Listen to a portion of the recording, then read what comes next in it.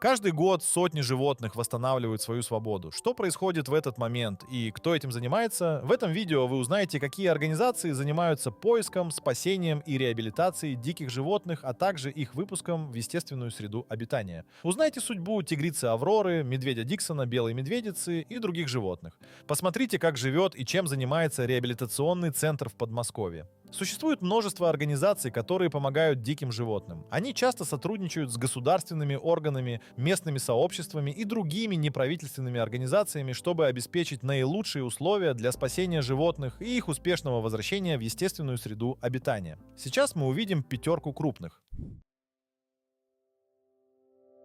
В числе лидеров стоит World Wildlife Fund, сокращенно WWF. Это глобальная организация, занимающаяся защитой исчезающих видов животных и их природных ареалов, действует по всему миру. WWF реализует проекты по сохранению биологического разнообразия и борьбе с браконьерством. Швейцарская транснациональная организация, деятельность которой направлена на сохранение, исследование и восстановление окружающей среды. Всемирный фонд дикой природы, крупнейшая независимая природоохранная организация на планете, объединяет более 5 миллионов сторонников по всему миру. Его деятельность охватывает более 100 стран, где поддерживается около 1300 проектов, направленных на сохранение природы. Фонд стремится остановить разрушение окружающей среды и достичь равновесия между человеком и природой, поставив перед собой главную задачу – сохранение биоразнообразия нашей планеты. Wildlife Conservation Society, сокращенно ВСС, занимается охраной дикой природы и экосистем по всему миру. Организация активна в реабилитации животных и проводит научные исследования для совершенствования методов сохранения. ВЦС является международной неправительственной организацией со штаб-квартирой в Бронксском зоопарке в Нью-Йорке, и ее миссия заключается в спасении дикой природы и диких мест по всему земному шару. Основанная в 1895 году как Нью-Йоркское зоологическое общество NYZS, на 2 апреля 2025 года организацией временно руководит президент и генеральный директор Роб Мензи. WCS управляет 4 заповедниками в Нью-Йорке. Помимо Бронксского зоопарка, зоопарком Центрального парка, аквариумом Нью-Йорка, зоопарком Проспект Парка и зоопарком Квинса. Все эти учреждения ежегодно принимают 4 миллиона посетителей и аккредитованы Ассоциацией зоопарков и аквариумов АЗА. ВСС осуществляет природоохранную деятельность в более чем 50 странах по всему миру. International Wildlife Rehabilitation Council, сокращенно IWRC. Это объединение профессионалов, занимающихся реабилитацией диких животных. Организация предлагает обучение и сертификацию реабилитаторов, а также делится информацией о лучших практиках в данной области. Основанная в 1972 году, IWRC представляет собой некоммерческий консорциум специалистов по реабилитации диких животных. Первоначально деятельность организации была сосредоточена в районе залива Калифорния и заключалась в обмене опытом и ресурсами, а также в создании профессиональной платформы, позволяющей североамериканским реабилитаторам обмениваться знаниями и получать доступ к необходимой информации. Humane Society of the United States, сокращенно HSUS, занимается защитой прав животных и предлагает программы по спасению, реабилитации и возврату диких животных в их естественную среду обитания. Расположенная в Вашингтоне, округ Колумбия, самая большая зоозащитная организация в мире. На 2007 год число членов организации 10 миллионов и доход составлял $120 миллионов США.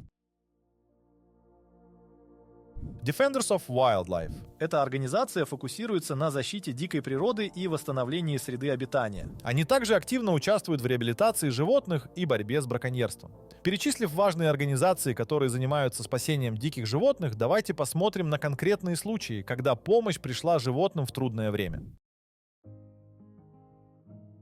Осенью 2022 года в саратовском частном питомнике нашли молодую тигрицу. Ее состояние было ужасным. Животное держали в тесной клетке в сарае без окон, света и хорошей подачей воздуха. Результатом таких условий содержания стала полная слепота тигрицы.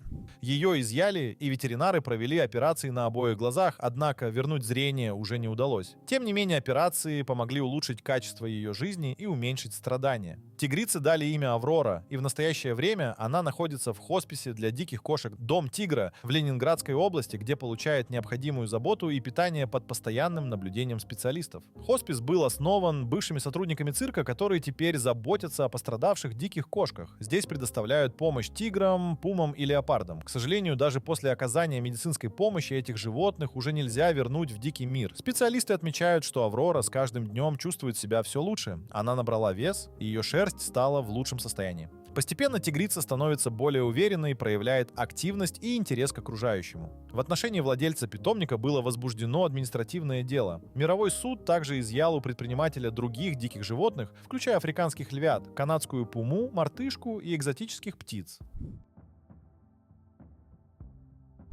За судьбой белого медведя, расстрелянного неизвестными, следят практически все жители страны. Раненое животное обнаружили в сентябре 2022 года рядом с поселком Диксон на севере Красноярского края. В его теле было почти полсотни ран от пуль разных размеров. Его лапы не функционировали. Искалеченного медведя в тяжелом состоянии доставили в Москву, где за жизнь животного боролись лучшие российские ветеринары. В лечении помогали не только ветеринары, но и нейрохирурги, специалисты по реабилитации, которые разработали для Диксона программу восстановления.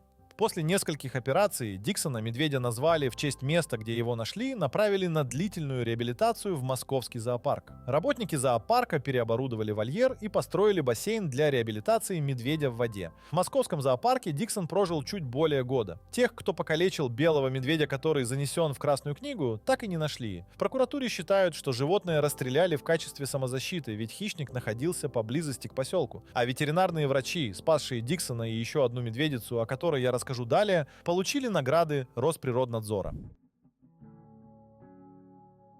В 2022 году летом в поселке Диксон нашли истощенную медведицу. Ослабленная от голода, она появилась среди людей с консервной банкой, застрявшей во рту.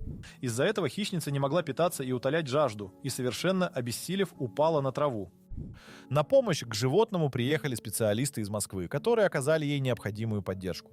Удивительно, но медведица, казалось, осознавала, что ей помогают, и не сопротивлялась прикосновениям. Врачи смогли извлечь банку и вылечить поврежденный язык. После осмотра ветеринары решили, что животное готово к возвращению в дикую природу. Медведицу выпустили на волю, обеспечив ее запасом рыбы, и вскоре ее следы исчезли. Эксперты полагают, что она успешно адаптировалась к своей привычной среде. В последнее время белые медведи все чаще появляются в населенных пунктах в поисках пропитания. Причинами такого поведения являются сокращение естественных источников пищи из-за незаконной охоты и изменения климата. В настоящее время белые медведи находятся под охраной и включены в Красную книгу. По оценкам, в мире насчитывается от 22 до 31 тысячи особей, и около 6 тысяч из них живут на территории России. Шимпанзе по кличке Ванила провела первые 2 года своей жизни в Нью-Йоркской лаборатории экспериментальной медицины и хирургии приматов LIMSIP, где проводились исследования ВИЧ и гепатита на животных. Затем ее переместили в приют в Калифорнии, где она прожила значительную часть своей жизни до 2019 года, когда учреждение было вынуждено закрыться из-за надвигающейся угрозы лесных пожаров. Вместе с 5 другими шимпанзе она содержалась в просторном, но открытом вольере, сопоставимом по размеру с гаражом, однако им никогда не позволяли покидать его. В прошлом году, благодаря помощи организации «Спасите шимпанзе», Ванила перебралась во фламандский заповедник, где обитает еще 226 спасенных сородичей, вывезенных из лабораторий, небольших зоопарков и развлекательных заведений. Теперь, после долгих лет, проведенных в неблагоприятных условиях, шимпанзе обрела новый дом. Один из искусственных островов. Вода, которая является естественным препятствием для этих приматов, поскольку они испытывают страх перед ней, позволяет им свободно перемещаться по территории островов без необходимости в клетках. После нескольких месяцев карантина Ванила впервые в жизни ощутила себя на открытом воздухе. Она с любопытством оглядывалась вокруг, прежде чем бросилась в объятия Дуайта, альфа-самца, который оказывал ей поддержку. Затем она с удивлением смотрит в небо, словно пытаясь понять, что происходит. Очевидно, она в полном восторге от внезапно обретенной свободы, отмечает Дэн Мэтьюс, директор по мероприятиям и специальным проектам приюта. Мэтьюс считает, что Ваниле невероятно повезло выжить в Лемсе. Это было место, где царили ужасные условия, и защитники прав животных десятилетиями протестовали против этой лаборатории. Там шимпанзе смотрели телевизор и никогда не видели солнечного света. По его мнению, Ванила может прожить в новых условиях еще около 40 лет. Похоже, она в восторге от того, что у нее появился собственный мир, который наконец-то максимально приближен к ее естественной среде обитания, заключает он. В цирке Перу дикие животные запрещены. Но не все владельцы придерживались правилам и содержали животных в рискованных для их жизни условиях. Из их числа была пума по кличке Муфаса. Его 20 лет продержали на цепи, периодически показывая на выступлениях. Хищника спасли сотрудники Международной ассоциации защитников животных Animal Defenders International и отправили на реабилитацию в Центр помощи дикой природе. После реабилитации пуму отвезли в экологический заповедник, где были условия, схожие с его естественной средой обитания. К сожалению, Муфаса умер через несколько месяцев после его освобождения. Ведь долгие годы, проведенные в ужасных условиях, негативно сказались на его здоровье. Большая благодарность добрым людям из ADI, которые дали ему попробовать в последние дни жизни вкус свободы. В июле 2022 года началась история Лео 260М. Инспекторы обнаружили его у территории национального парка «Земля леопарда» в Надеждинском районе Приморья. Маленький 4-месячный котенок оказался предоставлен сам себе, следов матери поблизости не было замечено. В центре реабилитации «Тигр», расположенном в селе Алексеевка, велась работа над восстановлением его здоровья. Залечивали травмы, проводили обследования и вакцинацию. Корм для животного закупался на пожертвования. Этот случай спасения оказался уникальным, предоставив возможность специалистам «Земли леопарда» наблюдать за развитием и восстановлением леопарда в вольере, а также участвовать в его обучении. Сейчас Лео свободно перемещается по территории уссурийского заповедника, где успешно применяет полученные навыки охоты, в частности на кроликов. За его состоянием продолжают следить ученые. В начале 2023 года в Саратове в бетонной трубе В ужасном состоянии была обнаружена сова неясыть. Птицу сразу же отвезли в реабилитационный центр «Мудрый рух». У совы наблюдались поврежденные перья и подрезанные когти. Было два мнения о ее плохом состоянии. Ее мучили и выбросили, или ей самой удалось сбежать. Местные жители нашли сову в холодной трубе, где температура могла опуститься до минус 15. В таких условиях она продержалась ночь. В центре ей дали имя Запанка. Сначала она находилась на интенсивной терапии, получала капельницу и кислород. В настоящее время Запанка уже перешла на обычное питание и находится под наблюдением специалистов. Если реабилитация пройдет успешно, сову смогут выпустить в дикую природу. в конце 2023 года таможенники Брянской области нашли львенка, которого нелегально пытались перевезти в Белоруссию. Это была девочка, получившая имя Лина. Животное перевозилось на задних сиденьях микроавтобуса среди личных вещей. Мужчина, который занимался перевозкой, был задержан и сообщил, что купил львенка в цирке, но ни одного документа у него не оказалось. У львенка были выявлены признаки лишая и недостаток веса. Специалисты отметили, что с животным обращались неправильно и не обеспечивали должным кормлением. Лине была оказана вся необходимая медицинская помощь и лечение. В настоящее время львенок находится в Тульском парке животных Епифаново подворье, где она поправилась и чувствует себя хорошо. Сотрудники парка отмечают, что маленькая львица очень дружелюбная, ласковая и игривая. Ее любимое занятие — пытаться забрать метелку у смотрителя, а также она много времени проводит с плюшевым медведем и играет с подвешенным на веревке колесом.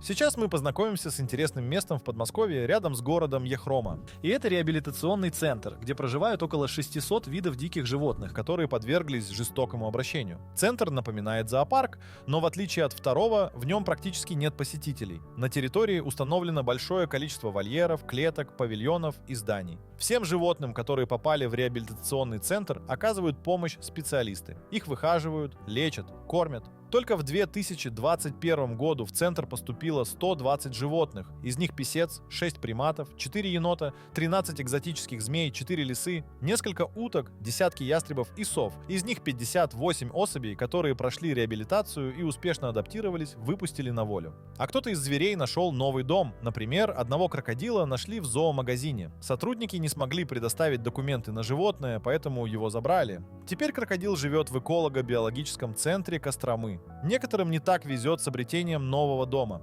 Бенгальский тигр по кличке Нур, который попал в реабилитационный центр, в очень плохом состоянии и продолжает в нем жить. Его спасли в октябре 2020 года. Из-за перенесенных нескольких операций тигра, к сожалению, невозможно выпустить на свободу, поэтому сотрудники надеются найти ему хороший зоопарк, который предоставит достойные условия для его содержания. Сейчас ему 1,5 года. С интересом знакомится с новыми людьми, бегает по клетке, любит резвиться в снегу. Бенгальские тигры не очень популярны, в отличие от амурских.